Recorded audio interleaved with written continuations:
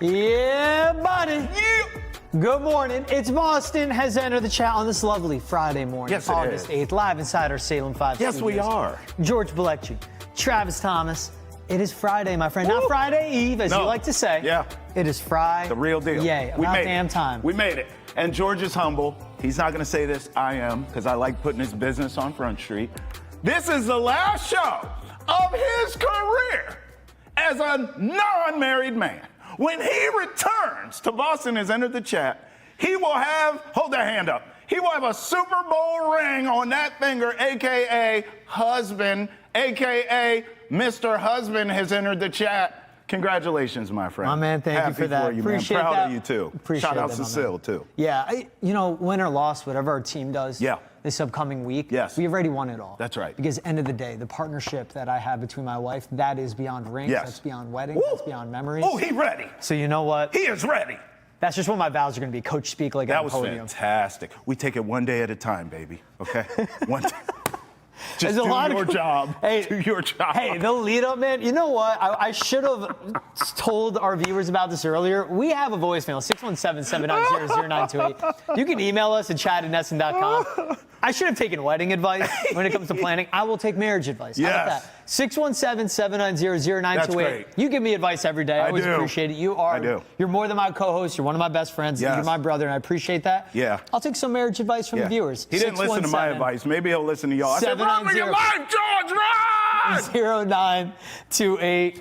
You Just listen kidding, to my babe. advice. Just kidding. Keep the kid away from hockey. Keep him on soccer. It's a lot Facts. cheaper. Facts. More sleeping in. Hey, we'll be talking Red Sox, Padres. Sox are back on the diamond tonight. Yep. Starting a big series with the Padres on the road, NL contender. A team that went all in at the deadline, Yeah, they adding did. Ryan O'Hearn to that lineup. How do they match up with Yeah, them? they did. We'll also have you guys, the voice of the fans, joining the show. Andrew Callahan of the Boston Herald will join us too, previewing Tom Brady's statue. Yep. What he's from Drake May so far. And we talk a little Elliott Wolf, Terry McLaurin at the end. Yep. And as always, we'll get into what's trending, talking about Arch. Let's start with tonight, Trav. Okay.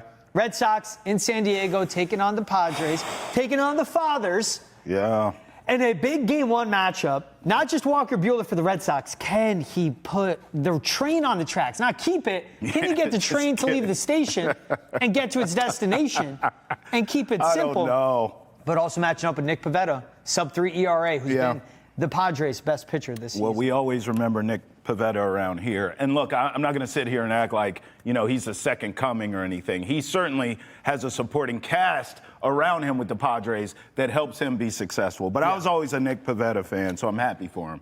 This is about Walker Buehler, and I would also throw Dustin May in here too, because they're both in the same car. And it used to have Dodgers on it, and they were both absolute studs when that car said Dodgers. Now they're in the Red Sox car, and we're trying to squeeze any juice that's left in the lemon out of both.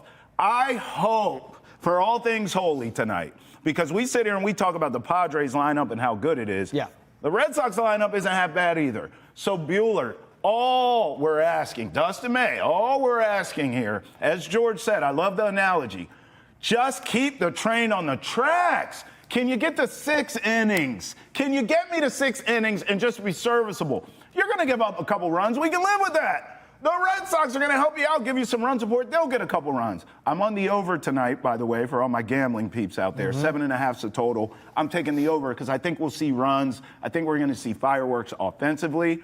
I just hope that Buehler is serviceable. That's all I'm asking from him and May both, because this bullpen is good enough. This lineup and run support is good enough. Good enough, as we see. I just think if you can get 5 to 6 innings where you don't crash the car, where you don't go off rails, to your train analogy, you can be okay. You can be okay. If Machado gets you for a 2-run, or Tatis, or O'Hearn you brought up, all right.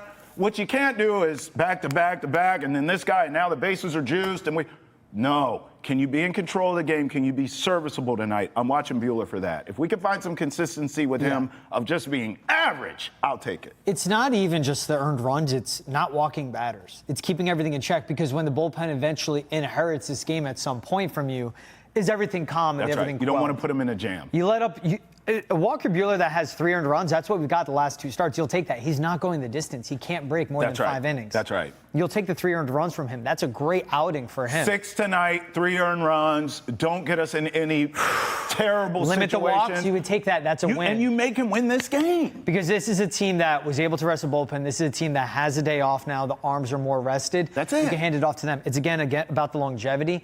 But that's, again, what I'll be watching from throughout this weekend series, because it'll be Walker Buehler, then Lucas Giolito, and Brian Bayo. Bayo against Dylan Cease on Sunday.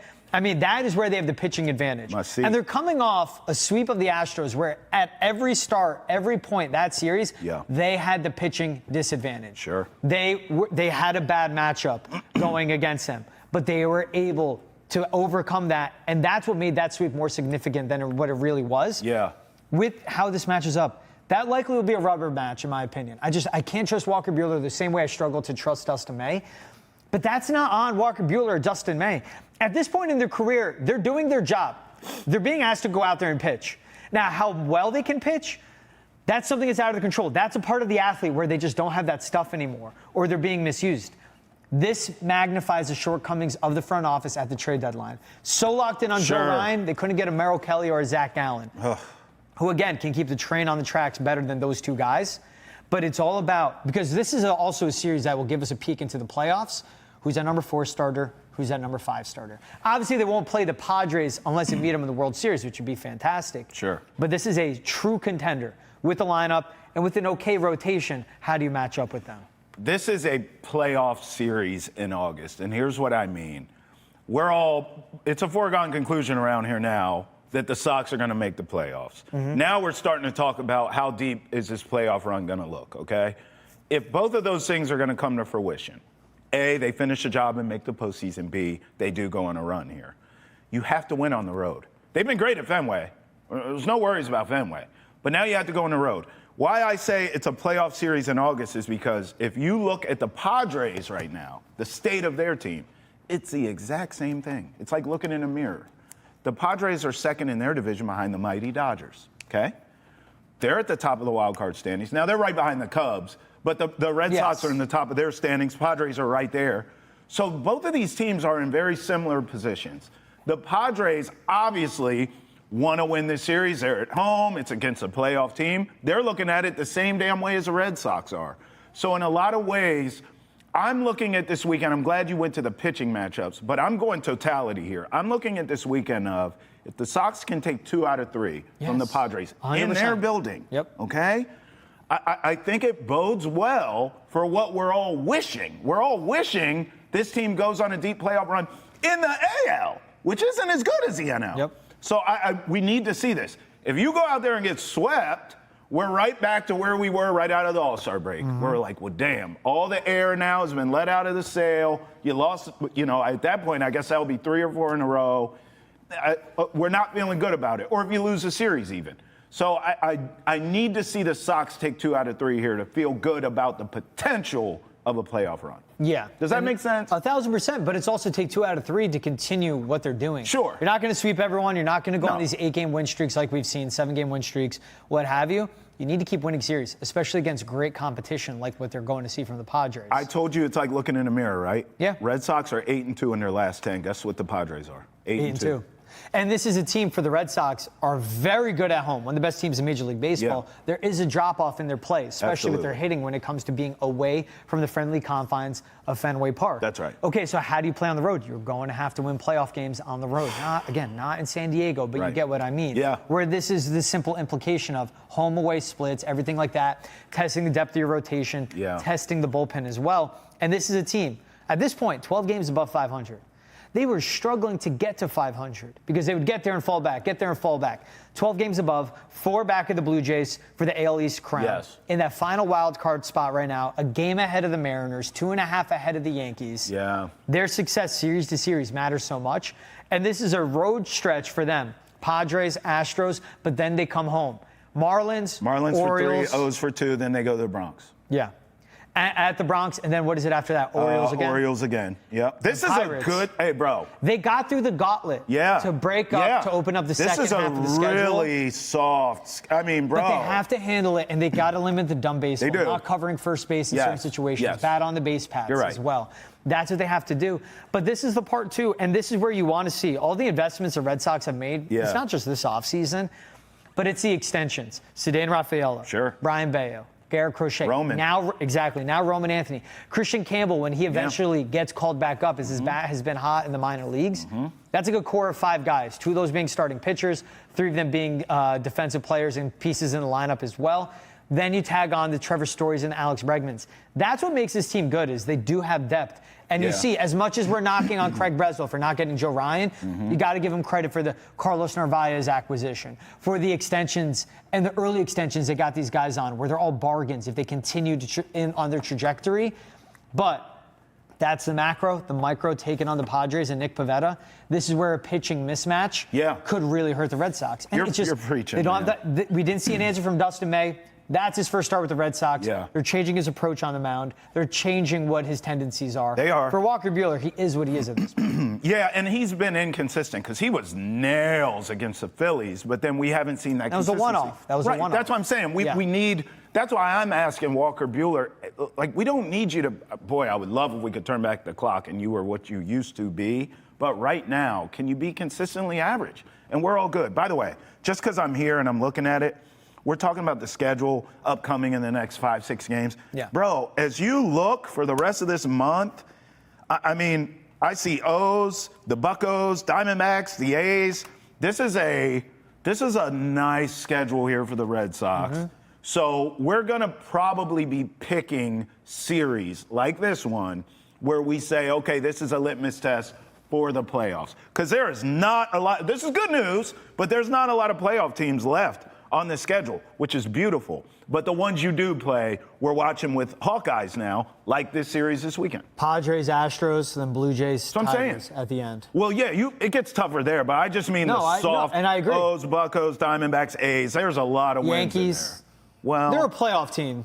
Technically. Yes, but this is still Red Sox Yankees. I agree. You know what I mean? Anything can happen. I am not dissipating that rivalry. Anything can happen. I'm just dissipating what the Yankees actually are. And Judge, is Judge back yet or coming back? Coming back. I mean, that's a different team with Aaron Judge. Yeah. They're a different team. It's the same team. It's one guy. No, right. That team is Aaron Judge, in other words. That's fair. Yes. That's fair. That team is Aaron I'm Judge. just saying, just because you're in the standings doesn't mean you're a playoff team. No, I'm with you. Look, playoff the Yankees, caliber. They suck. You get what I'm saying? But with Judge. Yes. They suck less. Yes. Because he's good. That's it. Yankees suck. They do suck. It's a bad team. It is a bad team. It's Max Fried, it's Aaron Judge, and that's it. That's right. Cody Bellinger's good. Well, Garrett Cole when he's there. He's not there. Exactly. So just saying, they suck. They do. Not worried about them. Yeah. Mariners, Rangers, tough. Teams that got better around them. Josh Naylor got banged up last night. Just saying. No, you should have made that trade. Just saying. They should have. What? He's going down. Oh, that affects the Mariners. That's not a hindsight. No, I wanted Josh Naylor. Yes. Or O'Hearn, who that we'll affects, see. Who that we'll see affects this the weekend. Mariners. It does, but it does affect the Mariners. Okay. Prediction for tonight? I can't trust Buehler. Give me the over. So they take 2 or 3 though this week. They'll take 2 or 3. Oh, serious prediction. I can't trust Buehler. It'll be Buehler tonight, Giolito Saturday, Brian Bayo on Sunday. Looking forward to this weekend. We'll take a quick break here on Boston Has Entered the Chat. When we're back, we get to you guys, the voice of the fans, voicemails. Yes. Comments. Yes. We got all that coming up. Remember, 617-790-0928 to leave us a voicemail, comment on our YouTube page, or email us to chat@nesson.com. And remember, every Monday through Friday, 8 to 9 a.m. on Nesson, 9 to 10 a.m. on Nesson Nation, our fast channel. If you got Roku TV, just talking to your remote, Nesson Nation, it'll pull us right up. 9 to 10 a.m. on Nesson Nation, 8 to 9 a.m. on Nesson. That's Boston Has Entered the Chat every day of the week. Welcome back to Boston Has Entered the Chat. Reminder, 617-790-0928 to leave us a voicemail. 617-790-0928. I could talk fast sometimes. Have to slow it down. Well, it's the music, bro. You just want to amp you up, baby. Yeah. Slapping the bass line. So let's get to the first voicemail. It's from our guy, Paul, asking about Kristian Campbell and when we'll see his return to the Red Sox. Hi, this is Paul. My question is do they think that Kristian Campbell will be back with the Red Sox anytime soon? Thank you.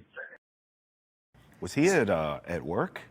It was a little. Like dispatch in the Did you? background. Yeah, you heard that? And he was talking a little quiet. Paul? Yeah. Paul? That's why I your don't. emergency? Bro, I don't answer my phone at work because I'm always loud. So I'm like, I can't. Like, if my phone rings and it's a call I have to take, I walk out. Because I can't do what Paul just did. I have no, like, volume control. Does that make sense? Like, I can't be like, hey, look how loud I am. I'm trying to whisper. Listen how loud this is.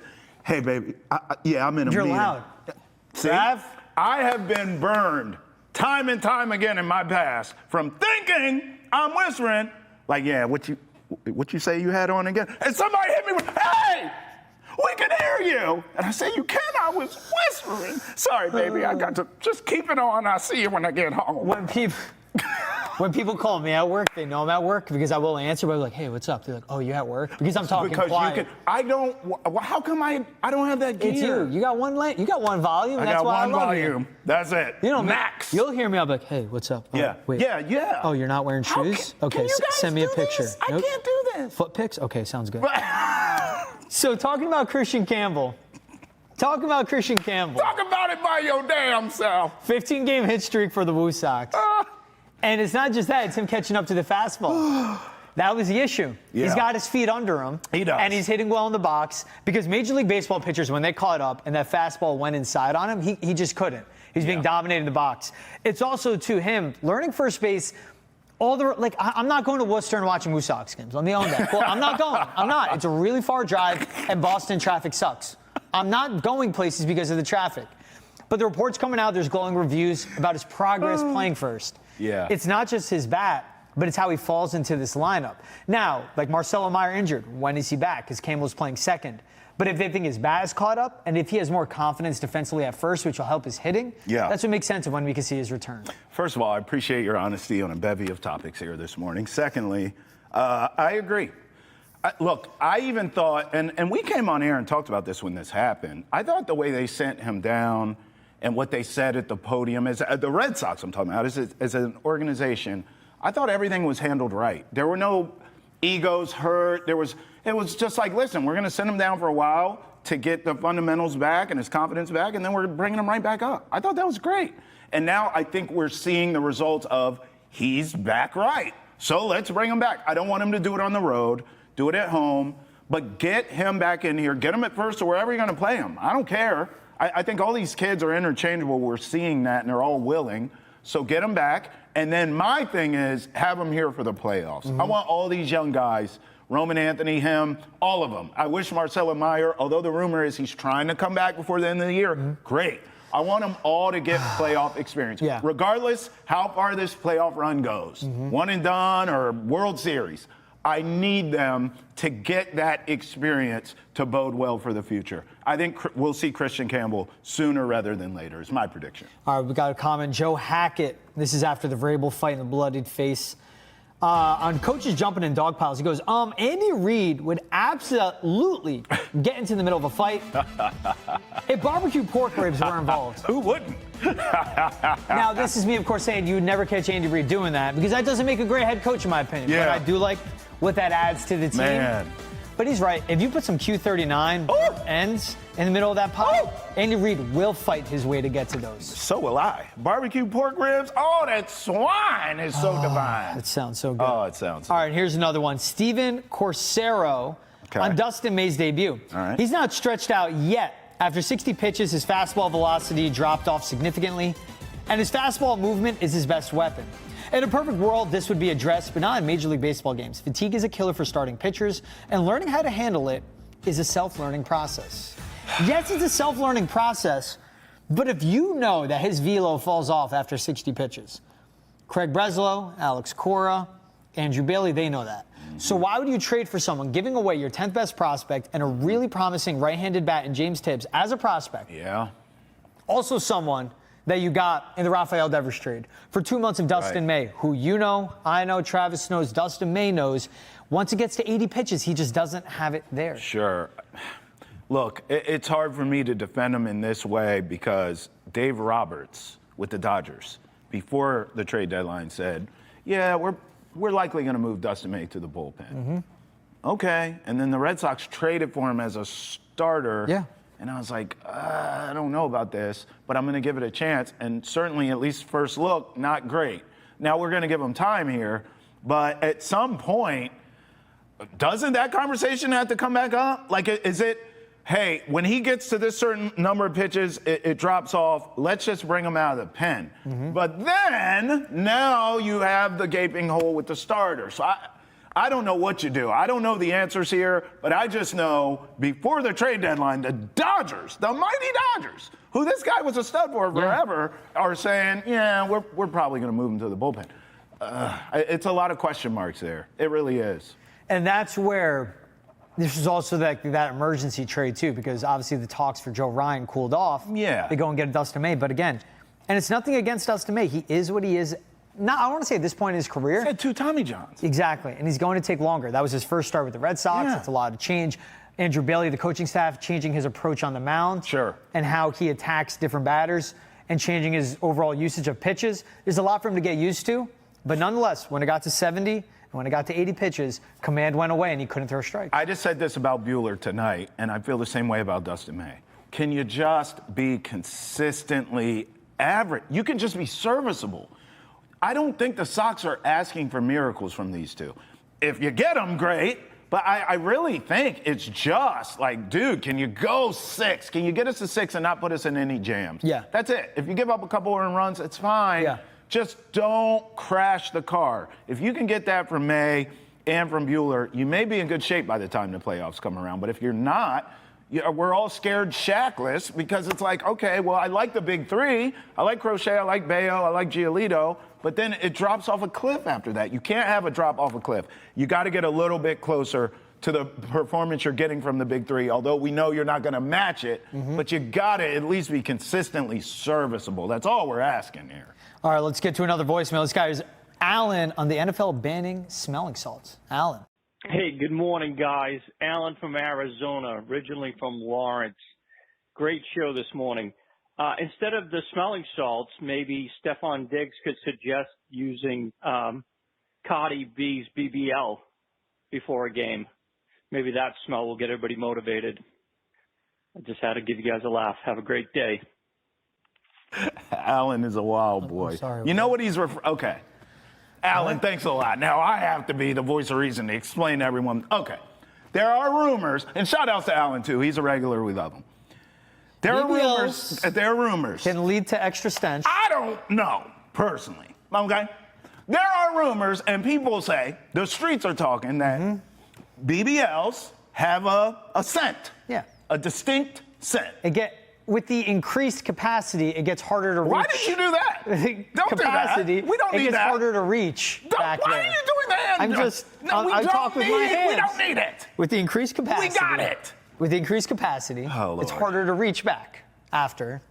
Yes. Yeah. So apparently, Sweat. Again. Other things build up. Right. This is what we hear. We don't know. I don't have one. So the internet.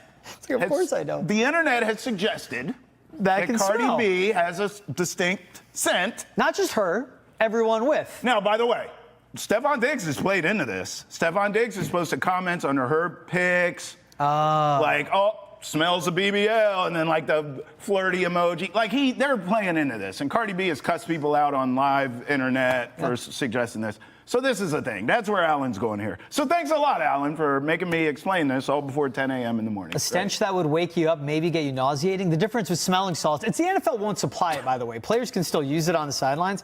Smelling salts wake you up. So. Well, now The solution, really. we found out the NFL didn't ban them. Yeah, they just right? won't give them to the players. So the players buy their own smelling Is salts. that not worse? I think they would know where to get it from. No. The team gets it.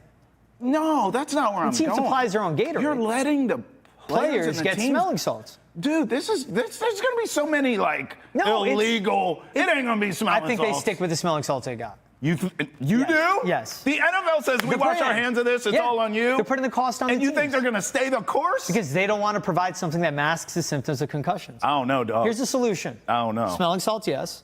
And also for anyone dealing with what could possibly be an issue post BBL surgery, bidets. Oh, God. It works. Picture your hands covered in mud. Toby. Run your hands under a faucet, a sink in your kitchen. I need a shot of whiskey. Doesn't work great. I don't care what time now, it is. cover them in mud and put them under a bathtub, like full blast. Thank you and for the everything's music. gone and you're good. Oh, would you look at that? We're out of time. Helps with smell. No. You know when, like, there's, dog feces on the sidewalk? You just do the hose. You don't do a napkin. You do the hose. It's clean. Pressure washing. I tried, guys. I'm sorry. It works. I don't know. Travis Thomas, George Blex. We'll take a quick break here on Boston's End of the Chat. Be right back after this. Welcome back to Boston as End of the Chat. George Blex and Travis Thomas. Football is back for the Patriots tonight. The Mike Vrabel era for the Patriots kicks off as well. Yep. Patriots hosting the Commanders. You see that from the team page. We play football soon. Eyes welting up. Tears coming down. Jabril. Tears of joy. I'm excited to see Jabril Peppers. Where's he from? Play for Mike Vrabel from Jersey. Oh. Greatest state that ever was or ever will be. Oh. Next to Maryland, next to Connecticut, next to Massachusetts, and that's where our guy Andrew Callahan of the Boston Herald is from Connecticut. Now resides in Mass. Yep. AC, good morning, my man. Thanks for waking up with us, and thanks for the collared shirt at 8:30 in the morning. You are a professional, my friend. You got it, my man. We are fresh from the gym, and where I see your biceps taking up half the screen. So I got to get in there early, and then we take a shower, and then we look nice. Then we wait for football tonight. Yeah. I can't wait. I cannot wait. So before we get to the game tonight, Andrew, I want to start with what we saw from the joint practice between the Commanders and the Patriots on Wednesday. It wasn't just the Patriots competing with the Commanders, but beating them in certain aspects. And that is a 180 from what we saw last summer when the Eagles came to town. And the Patriots just didn't seem like a team that can hold a candle to them. What has jumped out to you the most when you look back at Wednesday for the Pats competing, but also the improvement we've seen from this time last year to now in the middle of training camp in August? Well, I think the biggest gap from last year was just the talent, right? Like the Eagles kicked them in the butt up and down the field. There was a gap in talent. There was a gap in coaching. And then, of course, the Eagles go to the NFC Championship game where they meet the Commanders. And granted, we know the Eagles are much more talented. But the other team in that NFC title game comes in Wednesday, and they were not the better team. So we know there have been big upgrades for the Patriots across the board. But it's one thing to see it on the field. And the thing for me that speaks loudest is we're not for drops. Drake May would have been 18 of 21, according to my guy Doug Kyde at the Herald, who charted every single snap. If that was the case, we'd be talking about him as potentially a top 10 quarterback this year. Alas, they had the drops, but overall the offense looked good. It was efficient and found a rhythm. Yeah, Andrew, I was there, and it was the drops because he was absolutely perfect from everything I saw. He was the best quarterback on the field. I want to ask you another thing that I saw. You know, everyone's talking about the blood of Mike Vrabel emerging from the pile with the bloody cheek and all that. But I'm going to tell you what I saw. There were a bunch of fights all day, and he was in all of them. He was mixing it up in all of them. That was just the one that went viral and went crazy because he emerged bloody. Talk to me about Mike Vrabel and what he brings to this team. Many people feel as though he should have been the coach last season. Yeah, well, look, I got to tell you that there were some on the opposite field that were happening that I saw when I was watching the defense, and Mike was not there. So unless the man teleported and got back faster than any human being has ever, there were a couple fights without him. But look, I think that's a moment that reminds us both that Mike Vrabel can be one of the best coaches in the NFL. And there's still a little piece in there that's a bit of a meathead genius. And so it was very reactive. And there's a real risk in that he came up and his forearm was starting to dangle like this. And had that happened, we'd have a very different story of a guy who was preaching, play safe, practice the way that you want to play, and then diving into a pile without pads on. But because he emerged safely, thankfully, we talk about a guy who is living up to the image that he's trying to instill in this football team. Your teammate goes down, one of your brothers, as they would put it, or someone that obviously he's trying to coach and develop, and he gets right in there without having to think about it. That's what they're trying to do here. The physicality, the togetherness, the culture. And look, this was a little bit high risk, low reward, but you got to know that the players love that. Yeah, and that's what I want to know, too. Obviously, you covering the team every day. And beyond what we hear from the players at the podium, because the questions are constantly, Mike Vrabel, what is it like? What are you picking up from him? What's the difference? But what have you picked up, whether it's jumped out to you from players speaking at the podium or one-on-one talking to them on the side, what they get from Mike Vrabel as a head coach? Because we see the guy jumping in piles and fighting. We see the guy putting the pads on and, having Will Campbell put him on his ass. Yep. But what do they get from a head coach that has that type of vindication every day with them, where he doesn't just want to win games, but he loves being in the trenches with them? Yeah, I think there's a sense of confidence and calm, which is not to say that there isn't high energy and some stress out there, because the end of these practices, they're not running the hill anymore because this is a different program, but there is an intensity start to finish. And so what the calm is just an understanding, okay, this guy's going to get me better. And in the process, he's going to have my back. So as much as Gerard Mayo wanted to strike the balance between, coach and friend and then manager, like it didn't go well, as we all know. Mike Vrabel's done this before. He knows his weaknesses. He knows his strengths. He knows the part of the program that are non-negotiable and where he'll meet players on the other side. And in doing so, have a few laughs. So there's a lot of intensity here and urgency, but that sense of this guy's not only smart, but cares about us and is going to work his ass off and live up to every single word that he tells us. That's kind of what you want in a coach, and that's what they're getting. AC, I'm a betting man, so I just want to get with you and take some bets here on what we think the Brady statue will look like. Now, I said two things. AC. I said, number one, whoever did the sketch in the courtroom when Tom was in there for Deflategate, do you remember that? How could we forget? Burned into my brain. Keep that person away from the statue. The second one is Dwayne Wade got a statue in Miami that is atrocious. It should be ripped down immediately, okay? I think Brady, as long as he can avoid those two things, he should be okay. Taking bets here. Do you think the Brady statue will look good tonight? Yeah, I do. I mean, look, he's maybe the most handsome man in America. So if you're screwing up the statue, something's really wrong. And I'll say this, because the Dwayne Wade statue came to mind for me.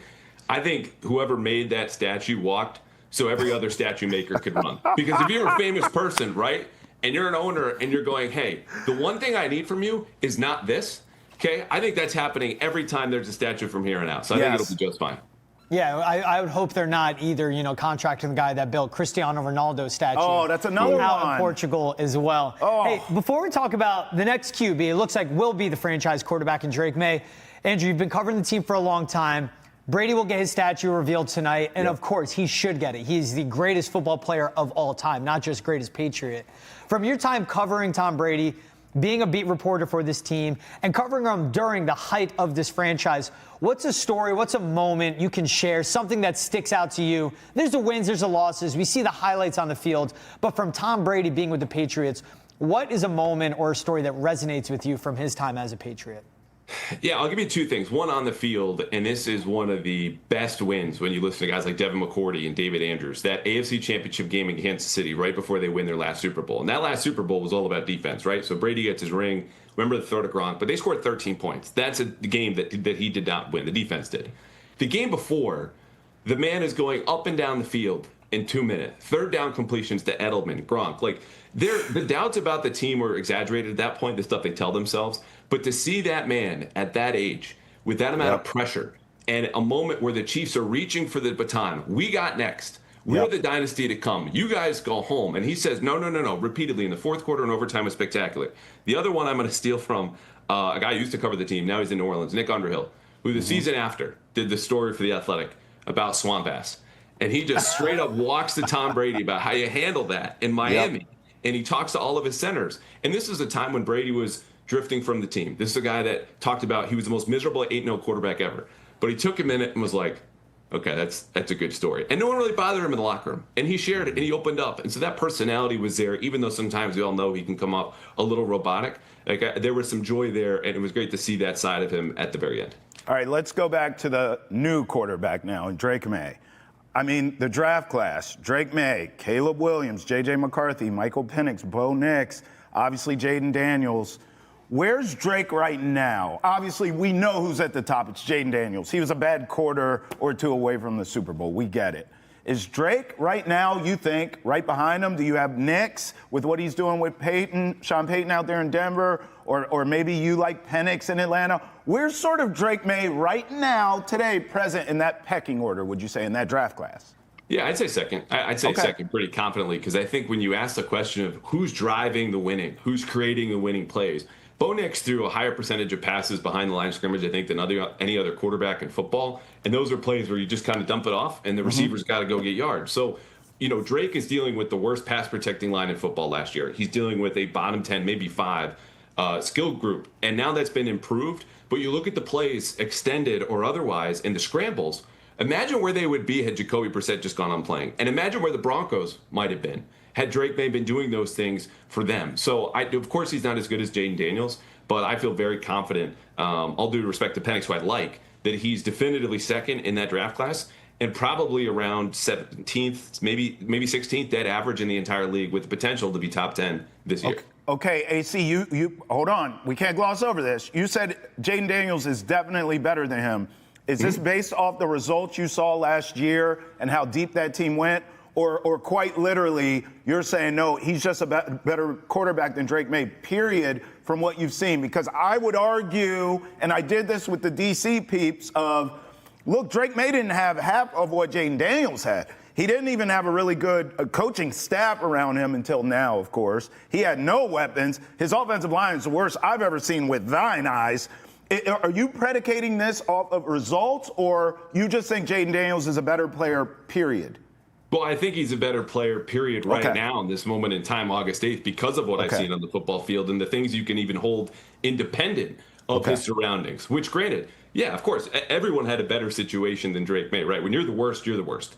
But when you look at Washington, like the group we watched yesterday without Terry McLaurin is also bottom of the league everywhere else. And what this guy is not only just older, his college career was twice as long. And so that experience has him in a place that Drake May is still getting to. Not to mention, the man was 7th in MVP voting. Like, there were only 6 people who had better seasons in all of football than Jaden Daniels, a historically great season. I think there are many worlds in which Drake May gets better over his career. But right now, August 8th, Jaden Daniels is the better quarterback. Now, part of what will get Drake May to rise up the ranks, right? You said, if he's 17th, 16th best in the league, slightly below average, but you would take that if you're Patriots fans, is Josh McDaniels. Beyond knowing, we know what the McDaniels system is here. A lot of people are familiar with it in New England, of course. What will be the most important aspect between the partnership between Drake May and Josh McDaniels for May to make the leap, not just this season, but long-term in his career? So I think there's got to be a two-way street here, right? And we've seen this with Josh in a way that I think has largely been underrated. Like, you remember that Cam Newton offense, save for the balls that were going into the turf. Like, they ran more stuff that season that we had never seen before, of course, in the Brady offense. And they go back to the Brady offense with Mac Jones. And so I think there's got to be an understanding. It's not just that Drake's mobile, which they are taking advantage of in camp. Bootleg throws, some more RPOs, tons of different stuff down the field that you didn't do with a guy like Mac last time Josh McDaniels was here. But there's also got to be an understanding and a two-way street of, okay, I'm going to take more risks than you're accustomed to, where you've had all these guys who were just really reticent to throw the ball away, which is obviously what you don't want to do. Mac Jones, Derek Carr, Tom Brady, even Matt Castle get on the list. But when I risk that ball, I'm going to make plays that Josh Allen makes. I'm going to make plays that Patrick Mahomes makes that you can't unless you're willing to take a little bit of risk with that reward. And I think that's going to be the most fascinating part of their relationship, where they've really driven into him, hey, throw the ball away, take your first read. This is a bucking bronco that they need to learn how to ride and tame just a little bit. But I don't want Josh McDaniels making Drake May to Mac Jones, and I don't think he will. It'll just take time to figure that part out. A bucking bronco. I love hearing that because my ears perk when you bring up the RPOs, you bring up the bootlegs. I just cannot get out of my head watching National Championship game, watching what Will Howard did. Drake May is leaps and bounds more talented. But seeing sprint outs, RPOs, read options, bootlegs, like you said, and Chip Kelly running that offense and go, I mean, this would be perfect for Josh McDaniels to implement. What do you think will be that extra wrinkle, that adaptation? It's not just Drake May growing, but Josh McDaniels growing as a play caller to bring out that ceiling and tap into the potential of Drake May. Yeah, we'll see, guys, right? Because even in the latter Brady years, they're figuring out their identity and how it shifts from the start of a season when you're going 3 wide with Antonio Brown and Josh Gordon that year, all the guys that they had, and then they leave the team, and by the end of 2019, you're a power running team with Landon Roberts, a linebacker, playing fullback. So they're going to figure it out. What I'll just say is, again, there's more stuff in training camp that we've not seen from a Josh McDaniels offense, some of the stuff I listed, ever before. And that's good. And I think that's the influence of coaches he's never worked with. But they're going to have to figure some things out. The good news is, unlike Alex Van Pelt, who came from a Browns offense that was very much down the field, play action, even though they didn't run a ton of it, Josh McDaniels can build quick game to offset the pressure that's going to come through what is probably a bad offensive line in pass protection. So he knows how to get ahead of that and accentuate May's skills with some of the new plays we just talked about. Andrew, you just mentioned it. Talk about offsetting pressure on the face. What do you think of this offensive line? Because right now, as we see with the depth chart shaking out, correct me if I'm wrong, but it looks like it'll be 2 rookies starting on the left side. Morgan Moses, who's on kind of like a pitch count getting ready for the season. Garrett Bradbury at center, Mike Onwenu at right guard. What do you make of where do you think this offensive line will be and how much they can help or possibly negatively impact Drake May and this offense? Yeah, it's a great question, and I'll start maybe a little takey here. Okay. Will Campbell, I think, shoulders more of the ceiling and potential of this team than any non-quarterback on the roster. Wow. Like he will be the bellwether for this offense because there's no world in which that he is terrible and this Patriots team surprises. He needs to at least be adequate. Okay, and that's asking a lot of a rookie offensive tackle. I don't care if you're taking 4th or 30th. The history tells you these guys are not good as rookies. But next to him, Jared Wilson's been very good. And I think that's really just them speaking to, we need our 5 best linemen. And I don't care if these guys are in their early 20s. They're better than the other guys that we have. That's why you're playing. The question for me will be Morgan Moses, though, in addition to Will Campbell. Because, look, they can't fight a two-front war on both edges and try to figure that out. Morgan Moses is 34. The load management is there. It sounds like he is a little nicked up. But his backup is another rookie. So you might have 3 rookies starting for the Patriots on their offensive line, and Marcus Bryant, who is a 7th rounder. So the questions are real, and they're in a lot of spots. So what? The offensive line can't be no damn worse. We've been at rock bottom for 2 years. I'll take all rookies. I'll take all rookies. I want to ask you this. Let's stay hot takey. I mean, everyone in D.C. is telling me the Terry McLaurin deal is done. They're crossing T's and dotting I's. He's off the market. A, do you believe that? B, should the Patriots get involved? And then C, here's a hot take. Should they pick up the phone and call old man Jera, who doesn't even know what day of the week it is, and say, hey, give us Micah. How many first-round picks do you want? What do you think?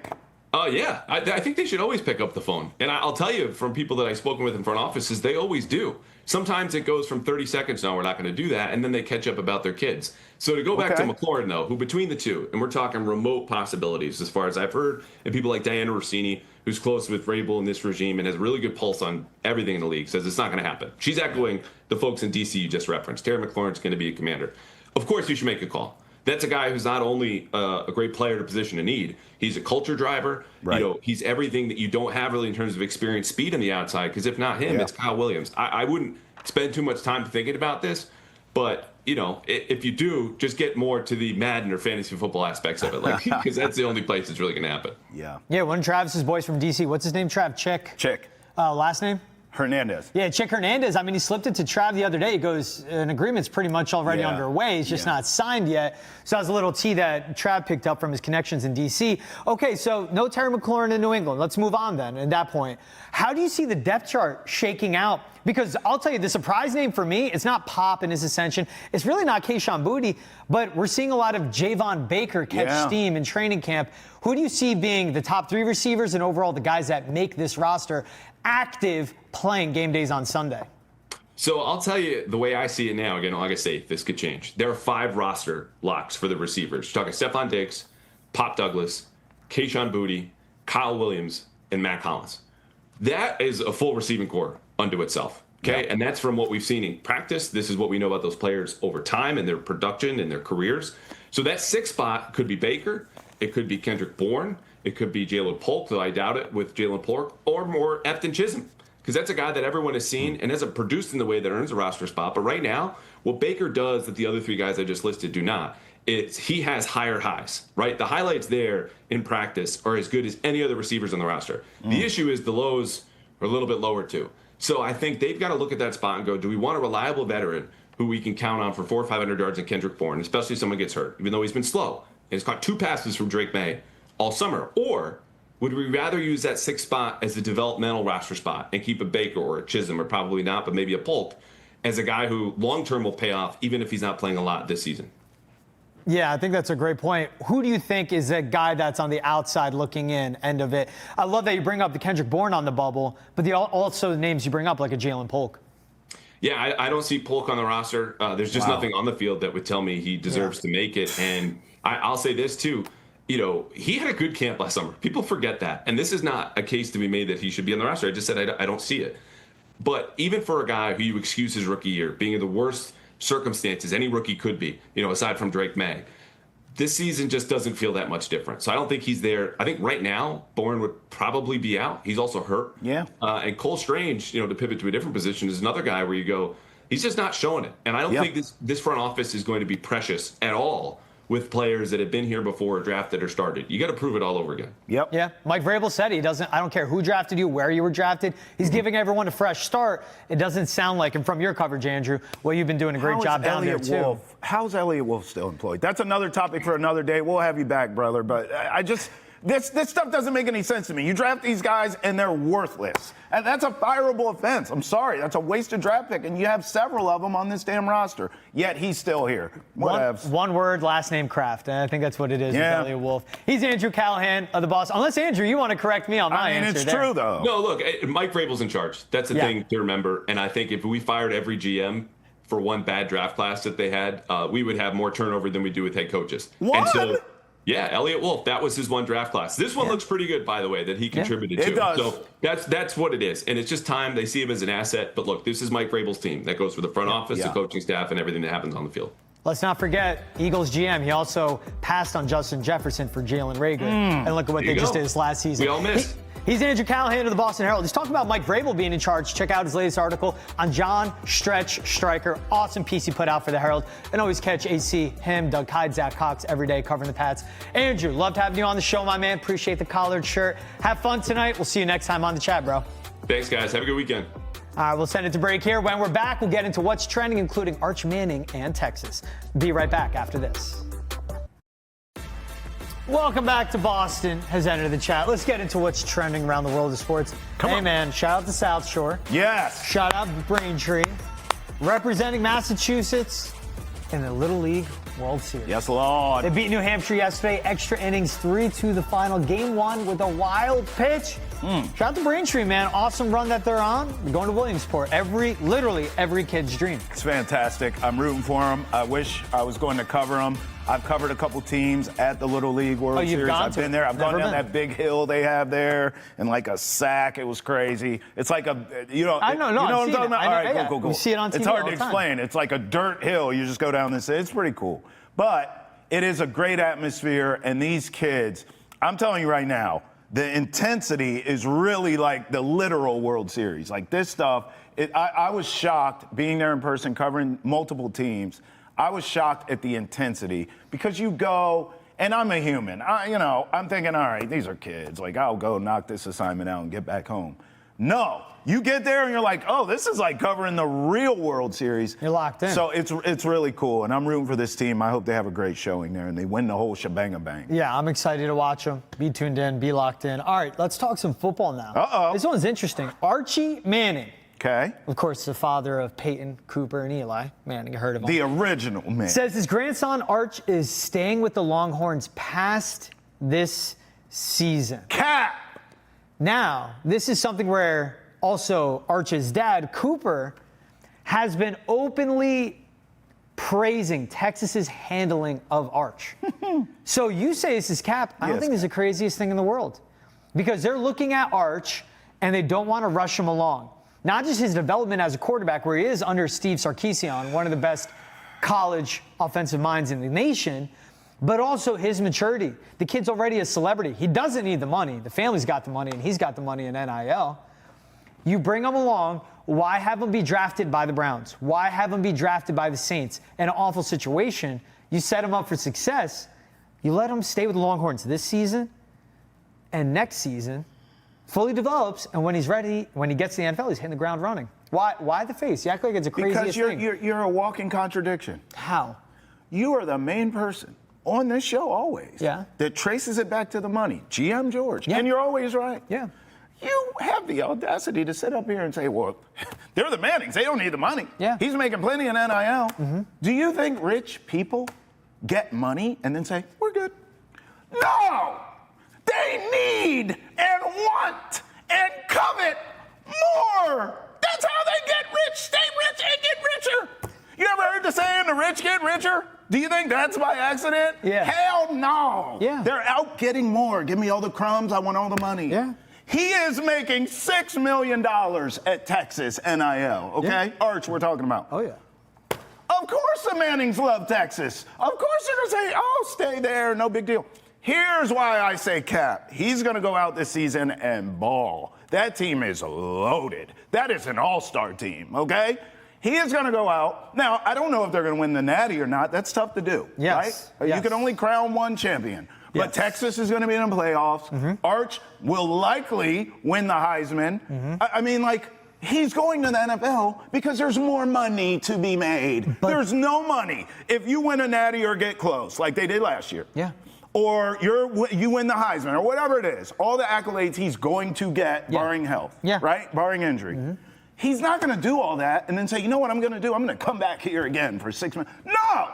Get me to the NFL. Now, what the Mannings have shown us they'll do, I'm not going to Cleveland. Whatever team. I ain't going to Cleveland. But I ain't going here. I ain't going there. Yeah. He can do that. And guess what's going to happen, George? Every team in the league is going to tank and give up the future to go get him. And he's going to make, that's right, the money, honey. It's all about the money. But it's about that second contract. It's about the fully guaranteed, the big deal, the $200 million hitting the bank, not the rookie slot of $35 million. It's still more than six, But George. he's getting that, but they don't want to ruin him to fumble that opportunity.